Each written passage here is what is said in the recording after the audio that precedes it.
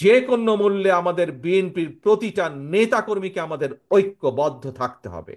আপনারা কি, প্রিয় ভাই বোনেরা, প্রিয় সহকর্মীবৃন্দ, আপনারা কি দেশের দায়িত্ব নেওয়ার জন্য প্রস্তুত আছেন? দেশের দায়িত্ব, দেশকে পুনর্গঠন করার জন্য প্রস্তুত আছেন? আছেন, ধন্যবাদ। সকলকে ধন্যবাদ।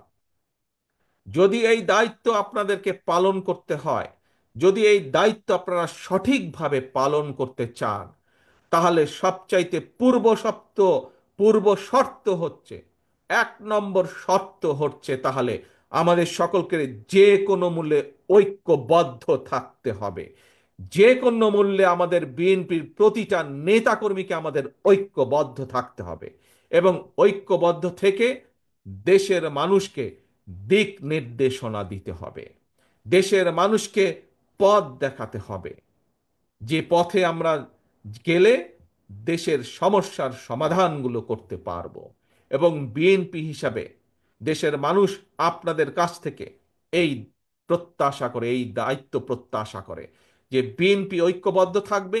বিএনপি শুধু একাই ঐক্যবদ্ধ থাকবে না, একই সাথে বিএনপি যে সকল রাজনৈতিক দল সহ যে সকল মানুষ, যে সকল সংগঠন যাদের কাছে 1 নম্বর এজেন্ডা হচ্ছে এই দেশ এবং এই দেশের মানুষ, তাদের সকলকে বিএনপি ঐক্যবদ্ধ রাখবে। আমরা তো ঐক্যবদ্ধ থাকবই। দেশনেত্রী খালেদা জিয়ার নেতৃত্বে আমরা সকলে ঐক্যবদ্ধ থাকব।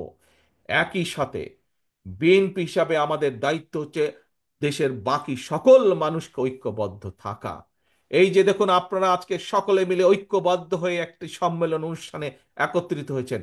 দেখুন কত সুন্দর লাগছে, শুধু সুন্দরই লাগছে না, কত বৃহৎ একটি সম্মেলন অনুষ্ঠান আজকে এখানে অনুষ্ঠিত হচ্ছে, কত শান্তিপূর্ণ একটি অনুষ্ঠান এখানে অনুষ্ঠিত হচ্ছে। এবং এর ক্রেডিট, এর কৃতিত্ব শুধু যে যারা মঞ্চে ওই নেতৃবৃন্দ বসেছে তাদের একার না, বরঞ্চ আমি মনে করি আজকে যে এই সুন্দরভাবে যে সম্মেলনটি অনুষ্ঠিত হচ্ছে, এর মূল কৃতিত্ব হচ্ছে প্যান্ডেলের নিচে আমার যে সকল নেতাকর্মী বসে আছেন, শান্তিপূর্ণভাবে বসে আছেন, আপনাদের প্রত্যেকের কৃতিত্ব হচ্ছে আজকের এই সম্মেলনকে সফল করার।